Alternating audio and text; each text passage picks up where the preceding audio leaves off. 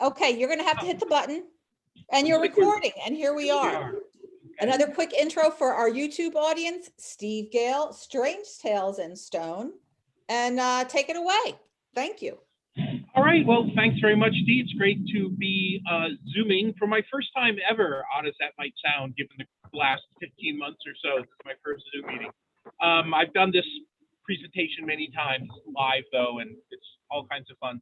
As far as the question part regarding the sections, I'm going to be covering the realistic sites and characters of 6 different classic horror characters.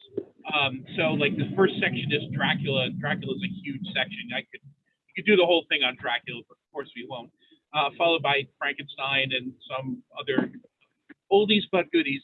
Anyway, so I'm going to start by wishing everyone happy Halloween, and it's that cool month where we all get to sort of wander over this line into this fantasy world of the spooky. We do that by going to haunted hay rides and people's backyards, spook houses, that kind of thing. But what surprises many people is to learn that that world of the spooky actually bleeds over into our world as well, in as much as there are sites around the world and actually historical characters that were pivotal and inspirational to classic stories of horror, classic literary stories of horror, which is why I do this through a library.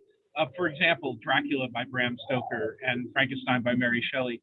There are sites around the world you can visit that kind of constitute stepping into the realm of those stories. They're all fantasy, they're all fiction, of course, but as many stories do, they are grounded in at least a little bit of truth. And you can physically interact with that little bit of truth, not just in October, but anytime you want.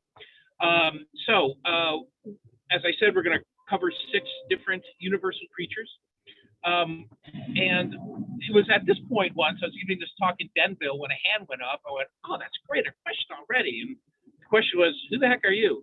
So at that point, I started integrating a little video presentation, slideshow. So good news, this is the last time you'll be seeing my face. I'm going to now go to the slideshow. Bad news, of course, is that's still my face. So I've been an enthusiast of castle ruins for a little over a decade. My wife and I have explored castle ruins in 10 or 12 different countries, I guess.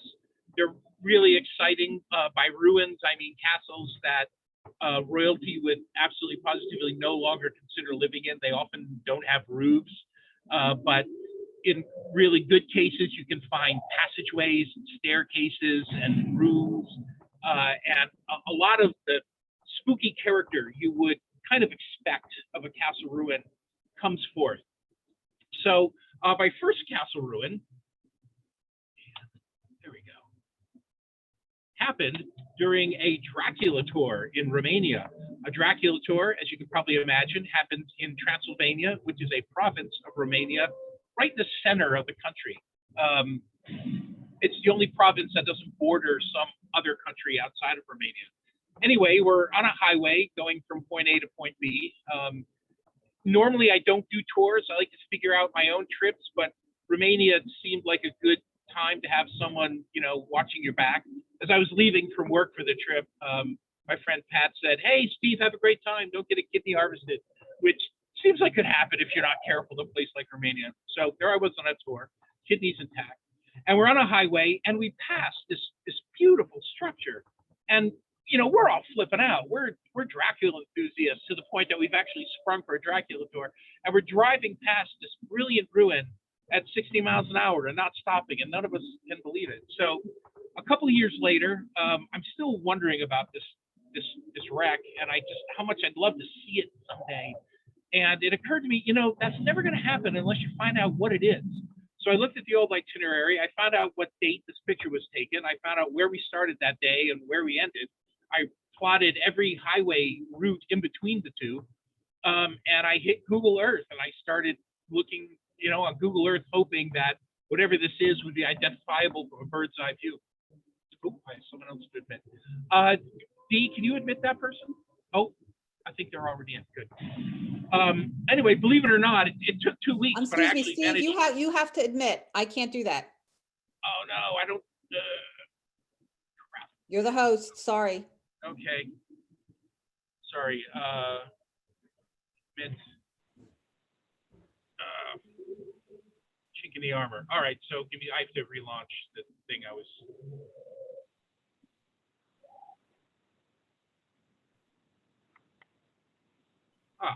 Back to the castle. Okay. Share screen. Okay. Everyone sees the cool ruin again. Are we back there? Okay. I can't hear anyone talk, so just nod if you can see the. I can see Yes, all good, all good. Anyway, back to where we were. So we see this beautiful ruin, and I'm in Google Earth trying to find it, and I do. It's called the Canary Citadel, and it's just the coolest looking ruin. But it's in Romania, still kind of a scary country as of 2010. So I decided to start other places in Europe because Europe's so old. I was pretty sure you could throw a dart out the window and find a place where there would be a great ruin. And that was the case. And I've seen many since. At some point, I started putting together this pattern. My wife and I had a Christmas trip planned to Inverness, Scotland. And she booked a trip on Loch Ness where we could view Castle Urquhart, which is seen in the background of some of the more prominent Loch Ness monster pictures. And I thought, wow, I visited Castle Dracula once. That's a monster. And here's the Loch Ness monster, by definition, a monster as well. I see a pattern there. And the upcoming April, I had planned a trip to Germany where I was going to finally visit Burg Frankenstein, which is the ancient ancestral home of the Frankenstein family. So that's great. I'm on that trip in Edinburgh, and I'm in a cafe that turns out to be the workshop of the person who was the inspiration for yet another classic horror story. And that's where Strange Tales in Stone was born when I saw that particular pattern. And it's not a classic. There we go. So we are gonna, and that's where Strange Tales in Stone was born. There you go, intro screen. So moving along, we're gonna go to the first character. I'm sure you all recognize this guy, Bela Lugosi, as the classic Count Dracula, the 1931 classic. Dracula was written by Bram Stoker, and it was published in 1897. And originally, the main character, the protagonist, was not named Count Dracula. Bram Stoker had worked out this whole story featuring a protagonist named Count Wampir, which is kind of a feeble name when you compare it to Dracula. However, Bram Stoker had never been to Transylvania his whole life, and it was kind of hard to get there at the turn of the last century. It was at least weeks to make a trip of that magnitude. So in order to add authenticity and color to his book, he needed Transylvanian information, so he hit the library because it was a lot more practical. And in studying Transylvania and its history, he ran across a historical character named Vlad Topesh Dracul.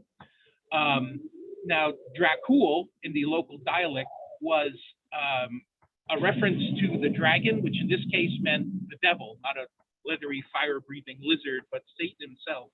And when you put an A on the back of a word like that in the local dialect, it conjugated it to son of. So Dracula, actually, in the local dialect, meant literally son of the devil. And what could have been more perfect? I don't know who here has read Dracula. In the story, he's a lot meaner than Bela Lugosi was. He's a positively demonic, horrible character. So son of the devil was perfect. So let's talk a little bit about Vlad Topesh himself. I don't know how much any of you might know of this guy's history. He was a 16th century prince and warlord born in a place called Wallachia, which is right next to Transylvania. So he spent a lot of time in Transylvania. His other nickname, as I'm sure you know, is Vlad the Impaler. And he got that by, unshockingly, impaling people, which kind of sounds like you're stabbing them. But the reality of impaling is just so many times worse. What people used to do to people at that point in history is absolutely unthinkable by any kind of modern definition. Every now and then we're horrified on the news when we hear in the Middle East someone's been beheaded, but compared to the kind of stuff they did to each other in the 16th century, that could only be seen as the most gracious act of mercy. In this particular case, impaling involved a stake that was 10 to 12 feet high. They would lift the person over the stake on a crane and drop this person down so the tip of the spike lined up with his butt, and they would, oh, look at Jennifer covering her face. It's just, oh, it gets worse. So not your face, cover your ears for a minute. So they would then detach the crane and gravity would take over. And if you got really good at doing this, and he impaled thousands of people, then you could line it up in such a way that the tip of the spike would miss all of the major organs. And the person wouldn't die until a day or two later when the tip of the stake came out of his mouth. And that's the kind of thing that they would do to each other. He had this incredibly fearsome reputation with his arch enemies, the Ottoman Empire, the Turks, because there was one case where apparently a Turkish army came around a corner somehow and they saw a field where hundreds of their countrymen were staked in this manner. Just imagine how demoralizing that will be. That would be. As horrific as it sounds, I've read other texts on what I'm not going to actually describe any of the other torturous behavior that happened then, but it's possible that impaling wasn't the worst thing that you could do. I mean, some of the stuff that the Turkish army did to people would just give you nightmares, and I don't necessarily want to do that. So anyone who thinks that we haven't gotten any better over the centuries, you are wrong. The treatment back there was just so awful. Anyway, Vlad Topesh had association with 3 castles in Romania that still exist. The first one I do not have an image of. It is called Bran Castle. I visited there, but the reason I don't have an image is because it doesn't really deserve to be on the list, even though it is largely on the top. If your knowledge of Vlad Topesh and the real Dracula comes from, say, the Discovery Channel, Bran Castle is what you've probably heard of, and it tends to be called the real Castle Dracula. In reality, Bran Castle was a place where Vlad Topesh was held captive for 6 months in a odd wedge-shaped room that didn't actually have bars. I don't really know what the deal with his captivity was there, but when he was released, he left and he never went back to Bran Castle. Regardless, in 2008, I was visiting Bran Castle. At that point, it was supposed to be about 2 years away from being taken over by Disney Studios. And Disney Studios can be a little odd when it comes to cultures. I don't know if you've ever gone to Epcot Center. I was there once. I had lunch in Turkey, as a matter of fact, in Istanbul, where there's this, a room with the veils, the belly dancers, and you're getting a lamb kebab, and there you go. And when you're done, you go to the gift shop where you can buy a snow globe that says our trip to Istanbul, and you're in Florida. So they were looking to do this kind of thing to really kitsch up Bran Castle. And when you're done with the tour, you go down to the grounds where there were all these booths where you could buy keychains and coffee mugs with the Francis Ford Coppola Dracula logo on them. And I don't know, since then, Hotel Transylvania came out, so I'm sure there's no shortage of Hotel Transylvania odds and ends and tchotchkes you can get there. There was a bar, in fact, where all the tables were coffins, which is really weird for legroom, but they were just trying to really vamp up, which is kind of what you'd expect of Disney, I think. I mean, they have a lot of clout in the entertainment industry, so I have a feeling that's why places like the Discovery Channel started to really push Bran Castle as really a big place and the Dracula place. As it turns out, that fell through. So Bran is still on its own, which I think is probably a good thing. There are 2 other places, though, that I will have a more glowing report of, and one of them is the Canary Citadel. Through the course of this presentation, I'm going to be putting up images of the characters and also the physical sites. The images of the characters are all watercolors, my personal collection. And what you're looking at now is an image from the Canary Citadel, which is a pencil drawing I did from photography I took when I visited this particular ruin. This was actually Vlad's real residence and also fortress. It is where he ultimately fell to the Ottoman Empire. It overlooks a river that now is considerably further down the mountain than it was 500 years ago. But following his loss, his final loss to the Ottoman Empire, his wife actually threw herself off of the castle into the river to avoid being captured by the Ottomans. And considering the stories of what people would do to people, it's probably a really good call. This is one of the only rooms that you can see in the Canary Citadel that actually has 4 walls. It's a very, very open. It's a very open ruin. You know, I mentioned a really great ruin will have staircases and will have passageways and rooms and that kind of thing. And the Canary Citadel really doesn't. There's no roof anywhere. It's a 1,480-step climb to get there. It's really exhausting. And when you get to the top, there's this old guy that takes a few bucks or whatever they call them in Romania. Plus, you have to pay a couple dollars or a couple pieces of currency to have the right to take photos. Romania is the only place I've ever gone where you have to actually pay to take photos, but you have to do that. Anyway, we explored this castle. It's very open. There's no roof, no enclosed rooms. In fact, although there are 4 walls to this particular section of the ruin, there's actually no roof here, so the lighting's really good.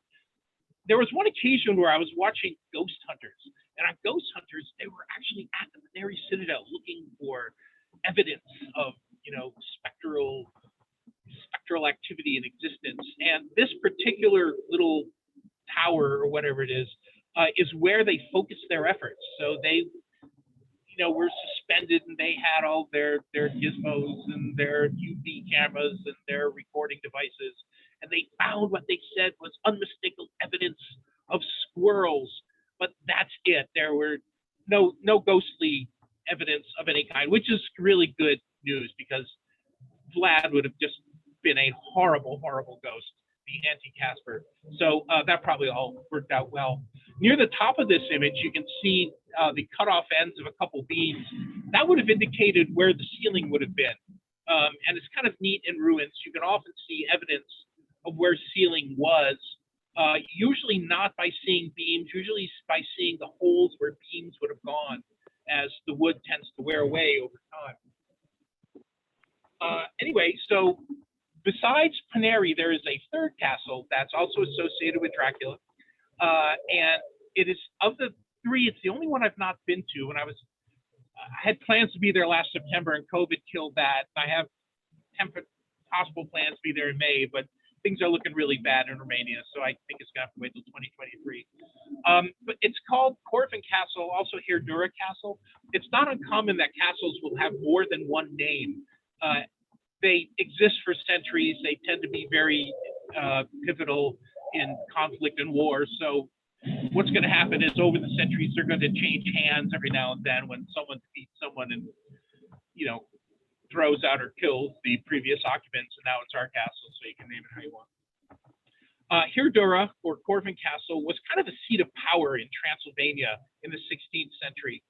So it's considered the other Castle Dracula because the Draculas had so much business there. Being a prince in anywhere in that area, you would go to Corvin Castle like a congressman or woman would go to the Capitol building. So that was his association there. His father was in fact executed there. So he had a lot of dealings with that particular castle. It's possible you've seen it if you're a fan of contemporary horror movies. The Conjuring is a recent collection of movies. After the second Conjuring movie, there was a prequel done. The villain in the second Conjuring movie was this just awful, frightening demon dressed up like a nun. So following that came out a movie called The Nun that takes place in Romania. And in the course of the movie, which if you want to watch a movie where people do staggeringly stupid things and somehow don't die, you can't beat it. It was a really creepy movie. I enjoyed it very much because of its spooky character. But at the second time I saw it, I wanted to count how many times I said, "Are you insane? Don't go in there." You know, it's like 15 times. It's incredible. But there's a bunch of bird's eye views and ground views of this convent where supposedly this whole thing is taking place. And in fact, it's not a convent, it's Corvin Castle, and it's really scary looking. So if you've seen the movie The Nun, you have in fact seen Corvin Castle. And it's great. It's got your moat, it's enormous, much bigger than the other castles, and in every way it epitomized the whole castle thing like nothing you've ever seen. It's fantastic. So wish me luck. I'm going to be getting there hopefully in the next year to 15 months. Last thing I'll mention of Corvin Castle, the coolest story I heard of it, I was having a beer with a friend of mine in Wisconsin the summer before COVID broke out. And apparently in the 90s, after the Soviets left Romania to their own design, he went backpacking there with a girlfriend.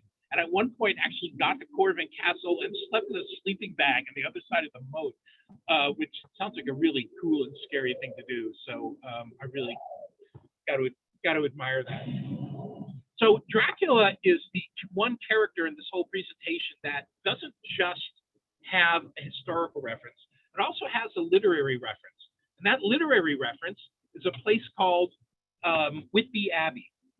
Now, when Bram Stoker mapped out this story, Whitby, England, which is an actual place on the northeast coast of the UK, it plays a huge part. It's where the ship crashes. If you know the book or the movie, Dracula charters a boat and he goes from his home to England, and Whitby is where the ship of death, because of course he's eaten everyone along the way, where it crashes. Dr. Stewart actually he has a residence in Whitby, so they're doing some travel back and forth to Whitby. So why is Whitby so pivotal here? The story came into Bram Stoker's head when he was visiting Whitby. It's a charming fishing village that has this cool harbor with these, great old English buildings all along. Probably the best fish restaurant I've ever eaten at was in Whitby. I don't really eat a lot of fried fish nowadays, but if you get fried fish in this place, you can pick up one of 12 kinds of fish that just came in that day. It's wonderful. To the north and to the south, there's a hill on each side.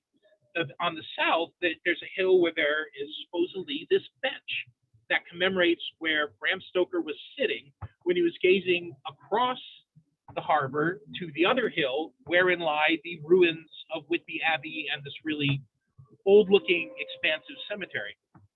So in a very real sense, that spot is where the mythical character of Dracula was born in the mind and imagination of Bram Stoker.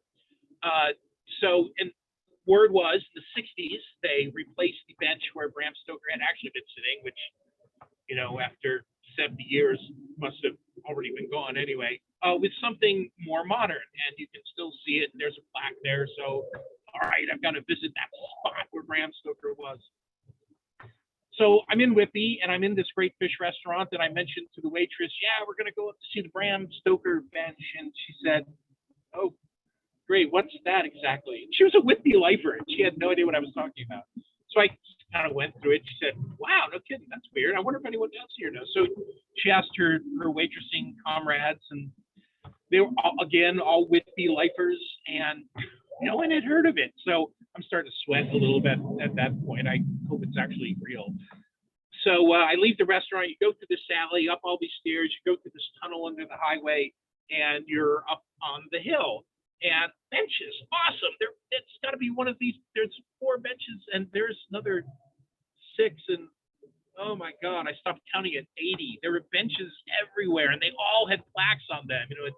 Mary and Joseph Stryver has generously donated this bench. They overlook the sea, so it's a great view, and there's benches everywhere. It was February.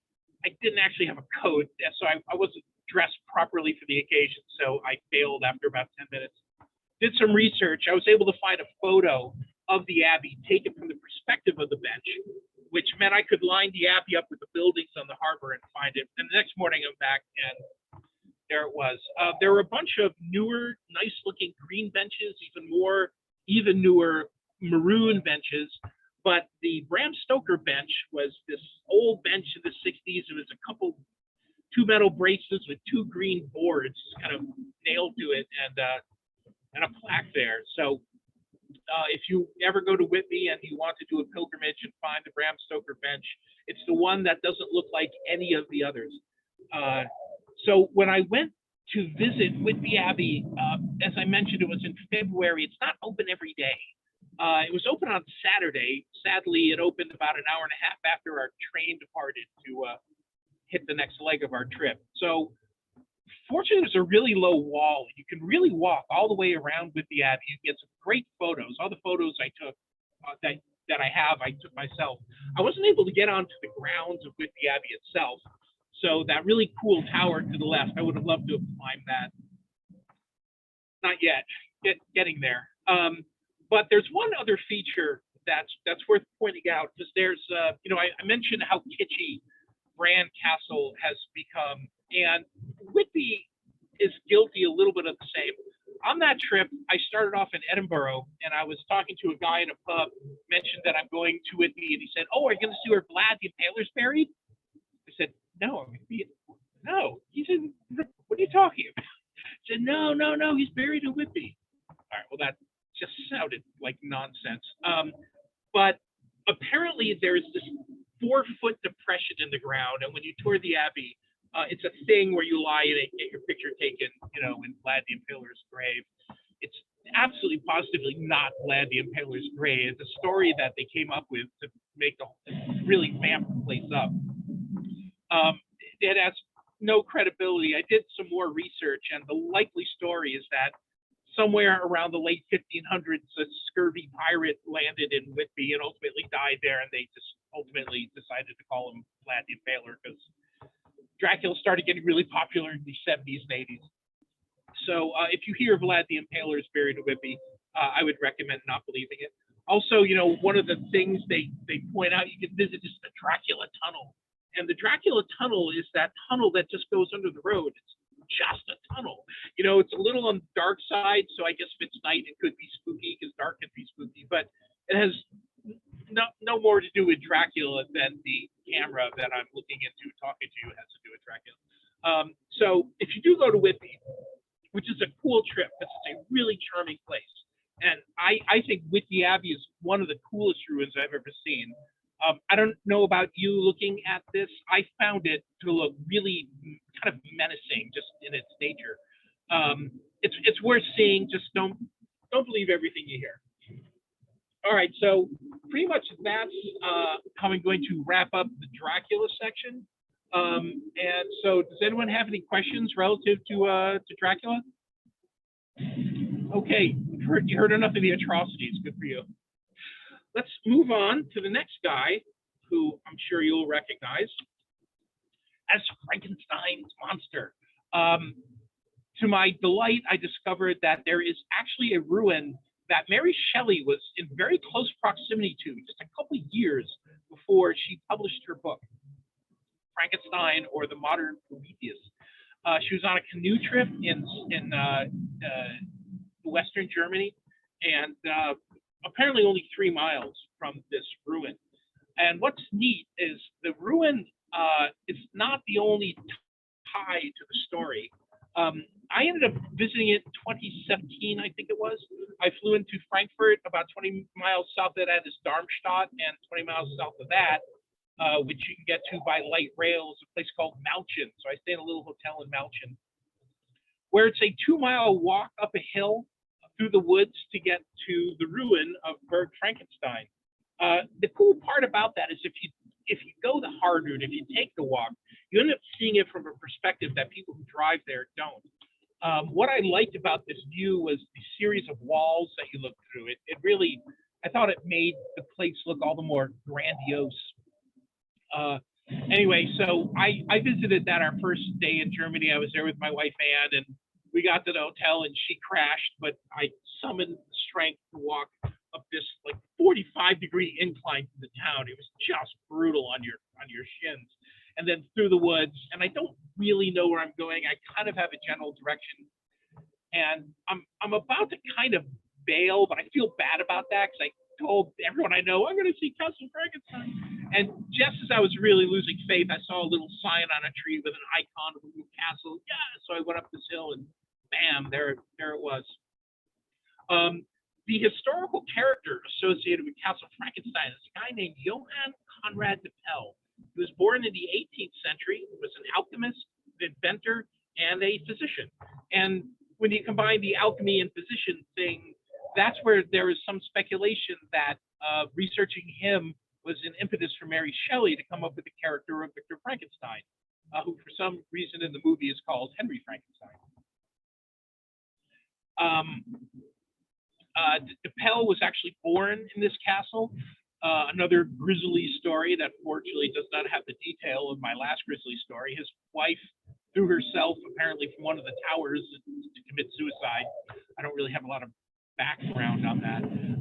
But DePel had kind of an interesting life as an inventor. He was believed to have actually successfully created a sorcerer's stone. If you don't know what a sorcerer's stone is, it is a mythical ingot that a tool of alchemy that was believed to be able to have the property of turning lead into gold. And King Ludwig at the time was a really big wager of war. Wars cost a lot. He really needed to bump up his bank account. So he hired DePel to develop a sorcerer's stone, to develop all this gold so he could use it for his military campaigns.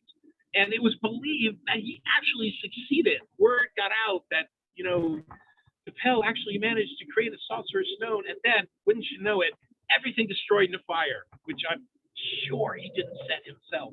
And he never revisited the sorcerer's stone project. So I'm gonna go out on a limb and say there has never actually been a sorcerer's stone. It was just a big ruse, but it sure got him a lot of notoriety. He had a big reputation at the time. The one thing that really jumped out at me as far as an invention on his part, though, was he's credited for creating the formulation for the color Prussian blue, which sounds kind of abstract and obscure, and why would you bring that up? But in art school, Prussian blue is actually my favorite color. So I was kind of thrilled to find out he actually invented my very favorite color. I'm going to show you an image that I painted using Prussian blue, and it's got some cool background. One thing I learned a few years before on a trip to Scotland is how wonderful castle ruins can look when the first rays of the sun hit them. There was a castle that I was visiting. I was staying in the area overnight.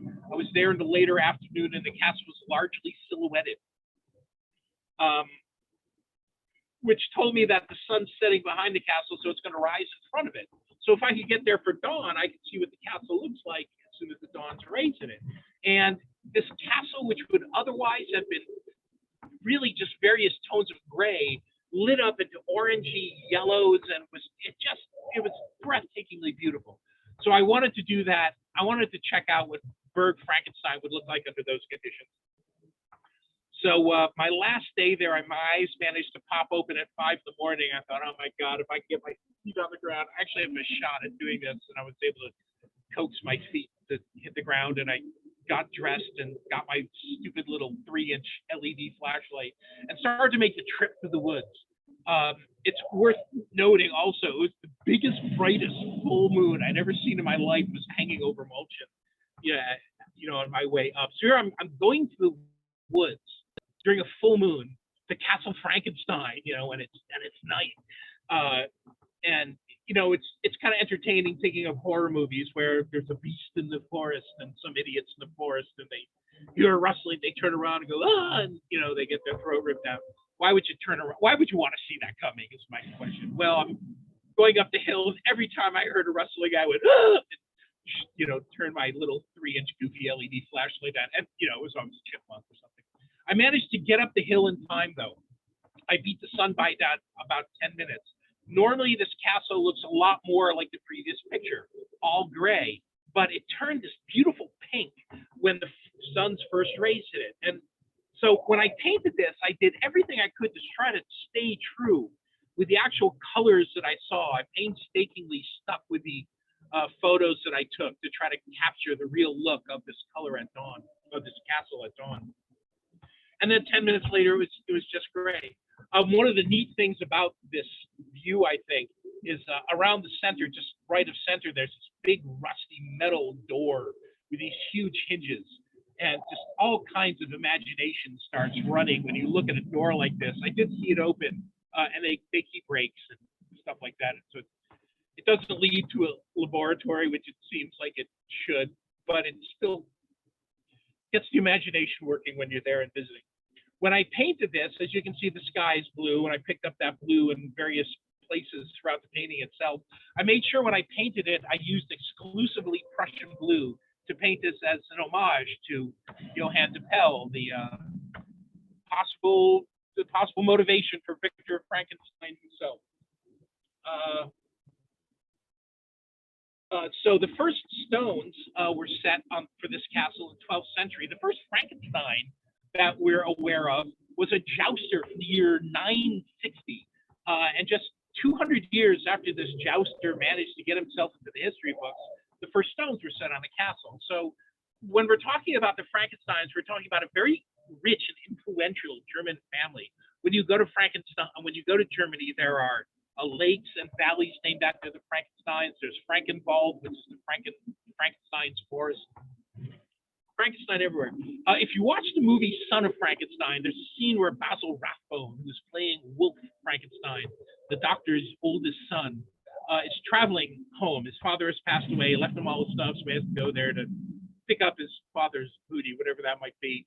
And he's telling his wife on the train just about how prejudiced everyone is against the Frankenstein family, and how he heard that there was a monster.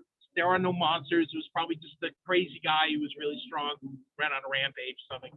But still, the stories of the monsters persist. And, people even have the audacity to refer to this creature as Frankenstein, entering Frankenstein. They do that for effect. So they enter the town of Frankenstein. When you're taking the light rail from Malchen to Darmstadt, one of the stops is actually Frankenstein. And it's kind of cool to be sitting on your light rail and you're, oh, exit for Frankenstein. Oh, going to Frankenstein. Please exit the train now. So there actually is a place called Frankenstein, as well as a woods and a lake, so on and so forth. Anyway, so the last thing I will bring up is there are a number of really cheap, kitschy bits of entertainment, comic books, and crappy movies that pit Frankenstein's monster against Dracula himself. And they're all kind of dumb. But it might bring up the question, well, what would happen if Dracula ever fought Frankenstein? Who would win that? Well, you don't actually have to rely on a writer to figure that out. During Vlad the Impaler's reign, there were two Frankensteins that actually hit his turf. One of them took a pilgrimage to the Holy Land, which would have sent him right through Vlad's Romanian stronghold. And there was another that actually was part of the Holy Roman Empire that was waging war against the Romanians and would have been Vlad Dracula's bitter enemy. So the answer to the question who would have won, we know who killed Vlad the Impaler. If he did run into a Frankenstein, the Frankenstein would have lost and probably ended up on the end of one of his big horrible stakes. So if you're ever wondering, Dracula versus Frankenstein, who wins? You got to give it to Dracula. Last thing I'll mention about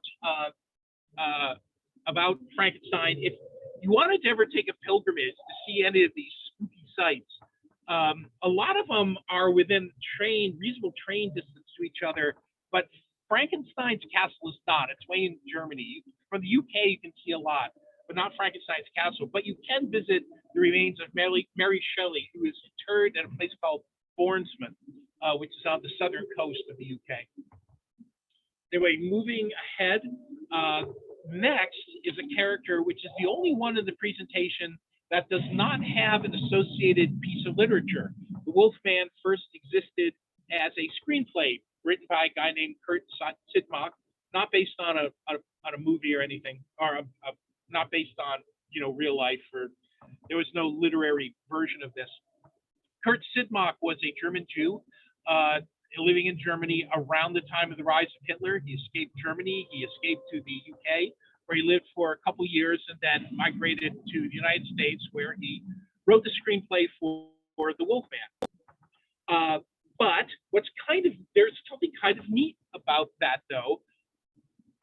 then one of the nights I was painting the previous painting, which it took me about 2 weeks to finish that. I just come home from work. It was probably 11:15. I decided to put in a late night shift painting. So I put on Frankenstein in the background, and that played out. When it was done, I put on Dracula. And I thought, well, I still have gas. I think I'll put on the Wolfman, get all three of them in there. The only time I've ever been, watched those three movies together. And as I'm watching the beginning of the Wolfman, because paint is drying on the painting, you have to back off on a watercolor or you'll ruin it. There's a dictionary definition of lycanthropy that makes reference to Talbot Castle. And I'm sitting on my couch looking at this thinking, Talbot Castle? Can I be that lucky?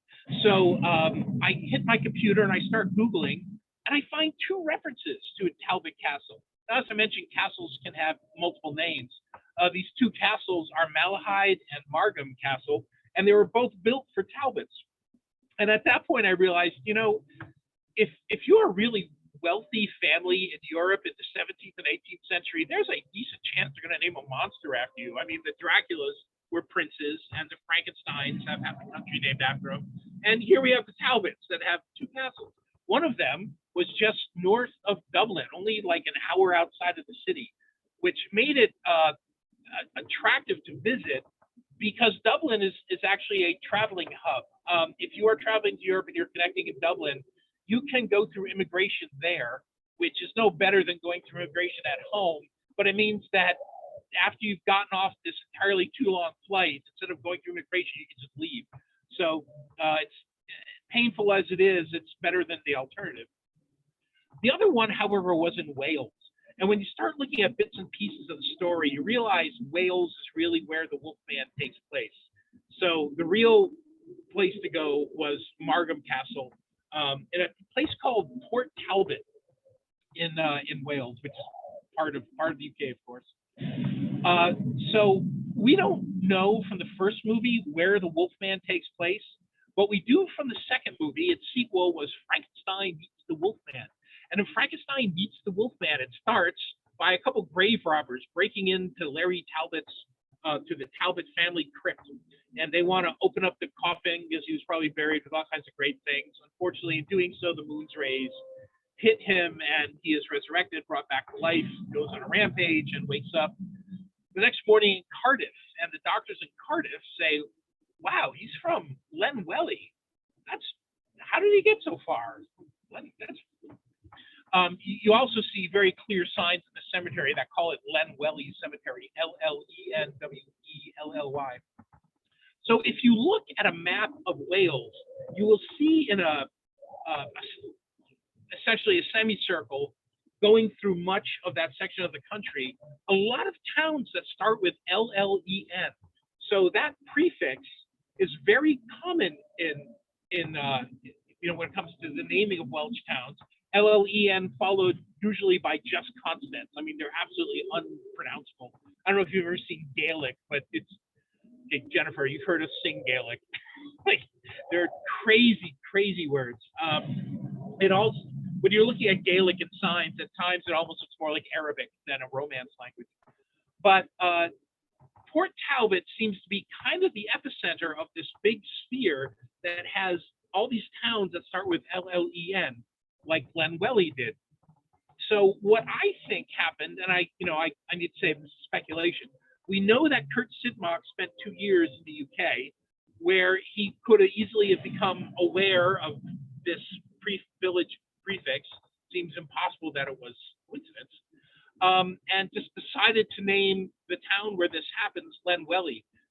It's kind of a funny story by today's standards. If you watch The Wolfman, there are things in these old movies that are really just incredibly wrong. Like in Frankenstein, where the original movie, they hear they realize the monster's in the house and his fiancée Elizabeth is in her wedding dress and we have to protect Elizabeth. So they put her in a room, they lock the door, and that was okay at that point. And if you think that sounds weird. So at the beginning of The Wolfman, Larry Talbot comes home because his brothers died. The family has an observatory, so he goes upstairs to fix the telescope. The telescope's not working properly. And to test it, he points it down at the town, and he finds the front of this house. He's looking in the window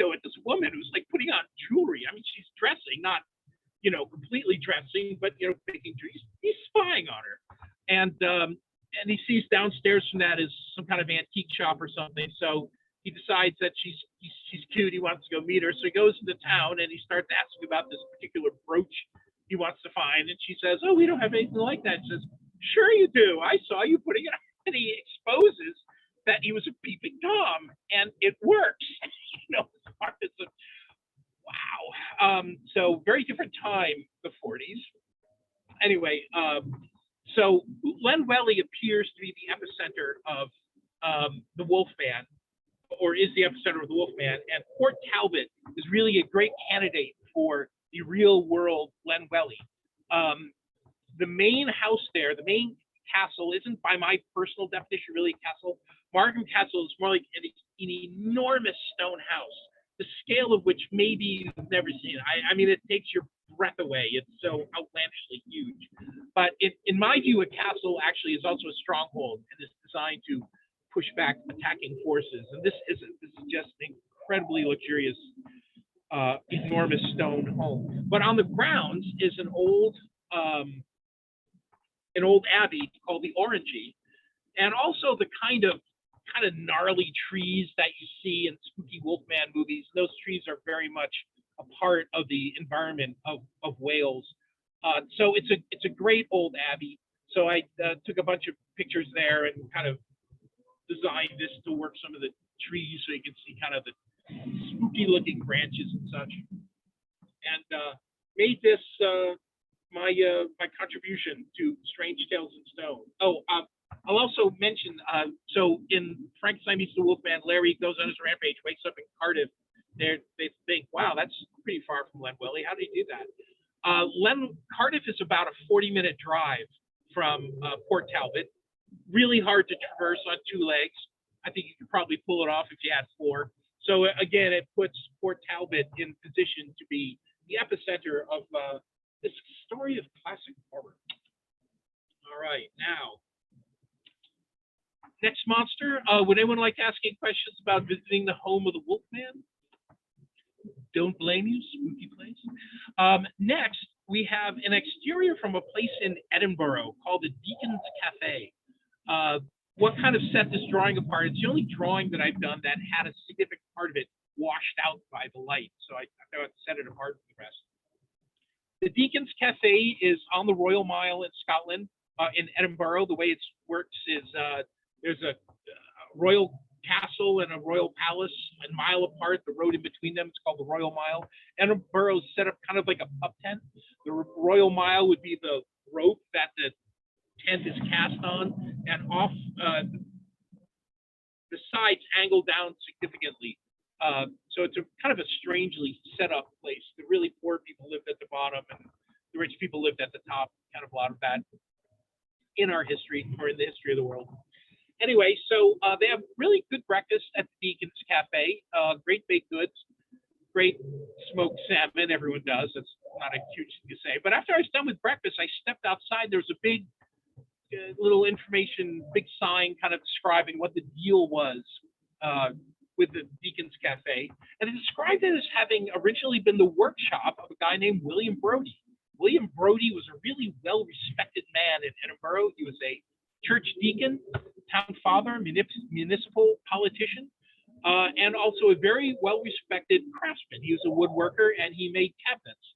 So if he was going to make cabinets for you, you would give him a key to your house, and he would measure all the cabinets and do what he had to do to get you new cabinets and return your key, but not until after he made a copy for himself, which he would use later on when you were at home to break into your house and rip you off and take all your stuff and sell it and go out and commit acts of debauchery and womanizing and gambling and drinking and just being a crazy man. And he lived this whole other second life. He was ultimately caught. There are some sources that say that he designed Edinburgh's first gallows. Other sources say that he built Edinburgh's first gallows, but everyone agrees they hung him on them for his nocturnal activities. There was a young English writer who was fascinated by the duality of this guy's life, and he wrote a play about it, which went absolutely nowhere. But 20 years later, he took that manuscript and worked it into the play for a novel that he called The Strange Case of Dr. Jekyll and Mr. Hyde. And I discovered upon reading that sign I was just having breakfast in the workshop of the actual Dr. Jekyll, by another name still, but wow. So that was the point where I realized Strange Tales of Stone could be a thing. There was enough monsters to make it work, particularly because there's another pretty obvious one, although not really a monster. Quasimodo fits into this because The Hunchback of Notre Dame is a clear Gothic novel. And although Quasimodo was not a monster, not evil, it's the only one in the presentation who doesn't fit that model.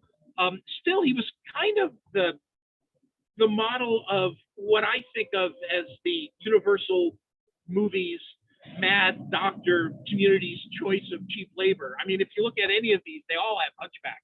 Frankenstein had Fritz, and then Carl was in Bride of Frankenstein.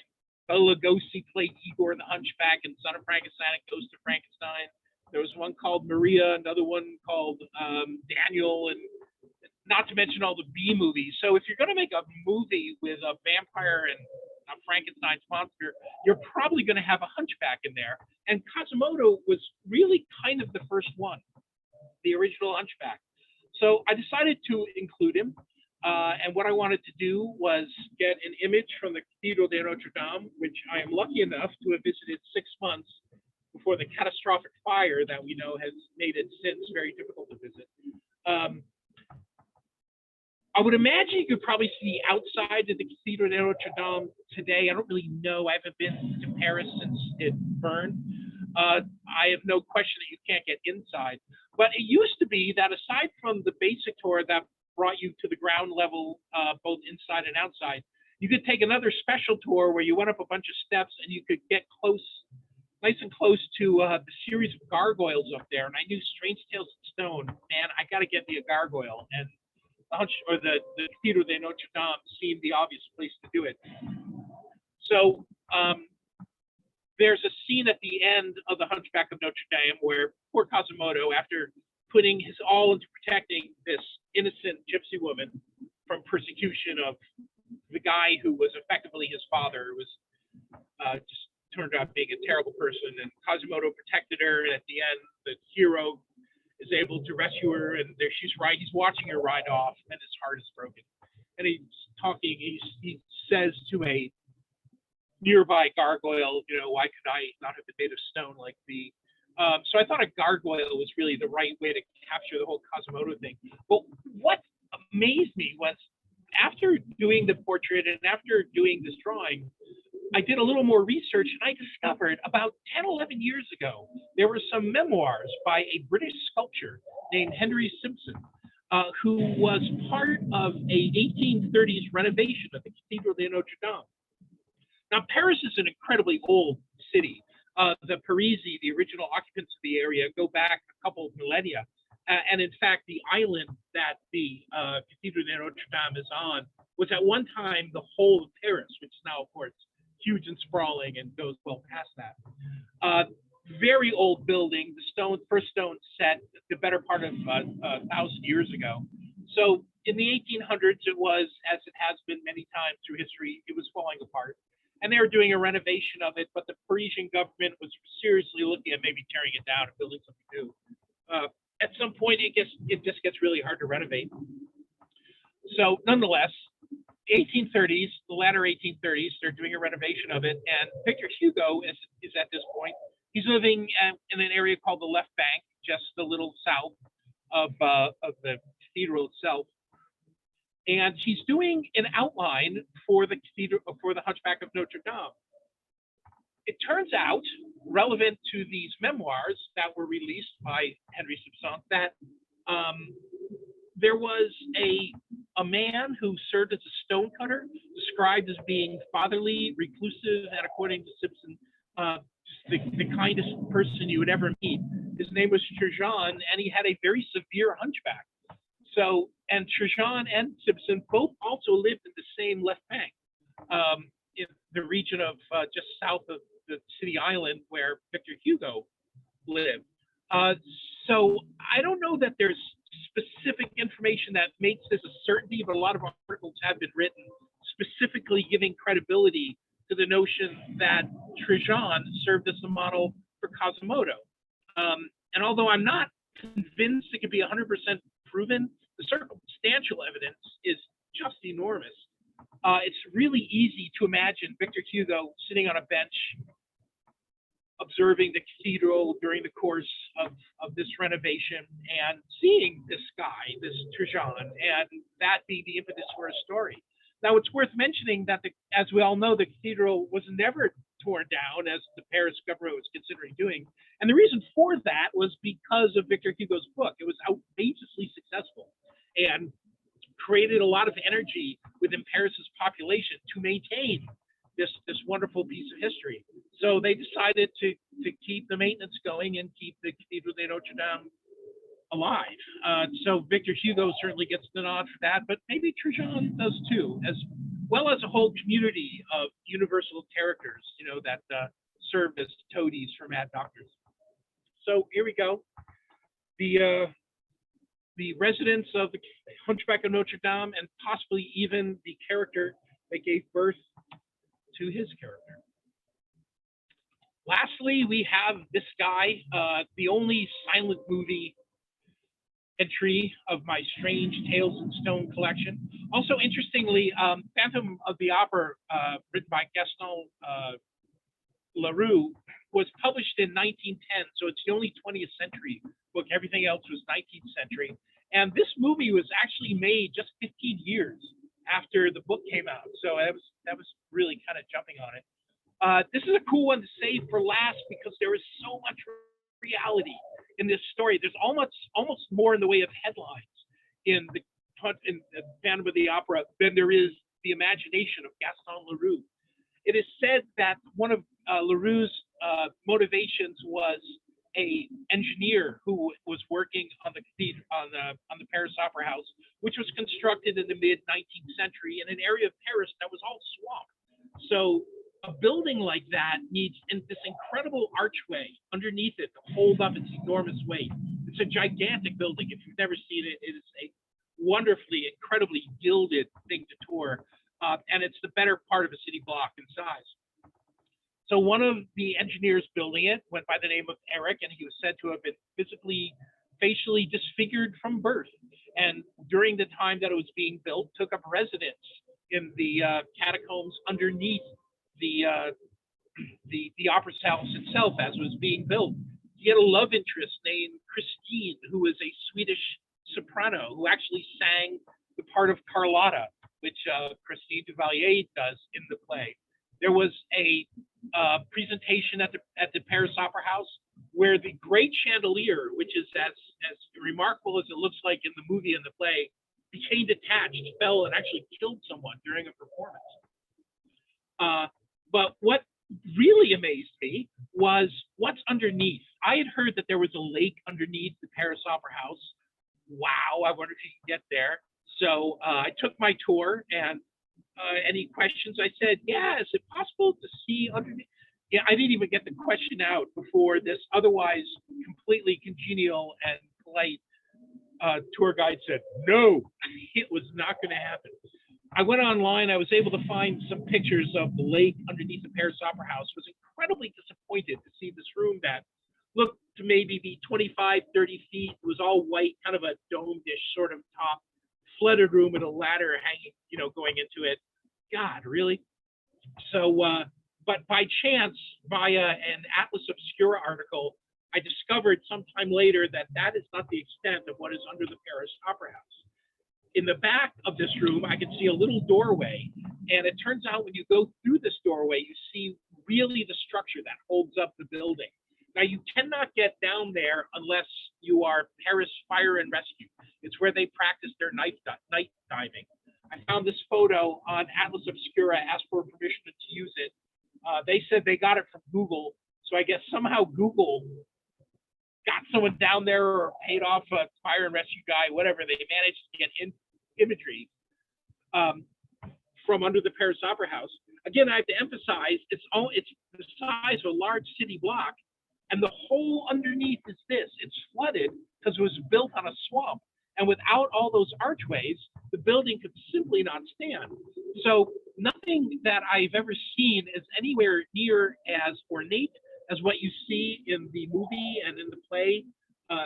But as far as there being an underground environment, aquatic environment that you could push a boat through, it is actually there. Now, I don't know if there are any areas, any platforms or anything that you could call home, set up an organ, do whatever you're going to do. However, there is really the lake under the opera house that the Phantom could, had he been a real thing, actually push his boat through. Now, you can see kind of on the left half of this image, there's a couple arched doorways, and right in between there, there's a squared off doorway. From what I could see from the original photo, I'm pretty sure that is what leads to that original incredibly disappointing small room that appeared, that I thought at first was the extent of what was under the Paris Opera House.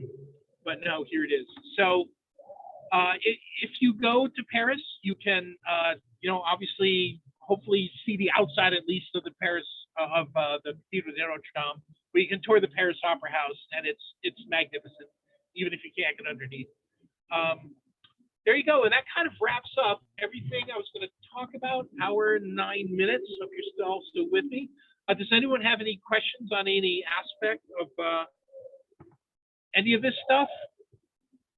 Okay, so what I will mention, if you are really into your classic monster movies from Universal and you want to do a little pilgrimage, there is one way you can kind of hit all these bases on what could be one singular trip.